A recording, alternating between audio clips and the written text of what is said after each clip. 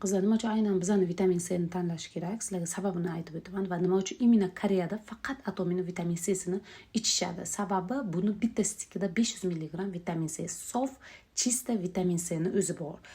Tabiiy vitamin C'ni. Masalan, agar siz apelsindan vitamin C'ni olaman desangiz, siz 10 stakan vitamin C'ni ichgan dozani mana shu bitta stikda olasiz.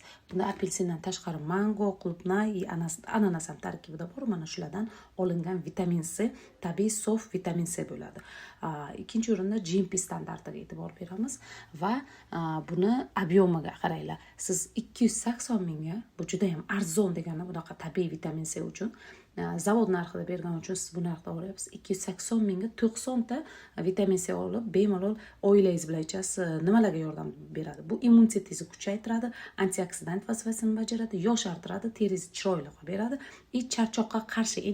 charchoqqa qarshi va energiyaga to'la bo'lib yurasiz kun davomida.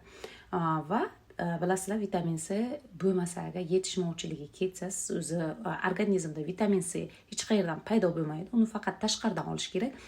Vitamin C'ni vaqtida olib, doimiy ichib yuradigan odamda temirni ham so'rilishi juda ham yaxshi bo'ladi organizmda.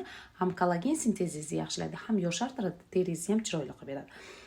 Bu juda ham mazali stik. Bemalol suvga aralashtirib ichasiz, kuniga bitta ichasiz. Agar juda ham vitamin C yetishmovchiligi ketayotgan bo'lsa, immunitetingiz tushib ketib, faqat gripp bo'layotgan bo'lsangiz, bir kunda 2 ta ichsangiz ham bo'ladi.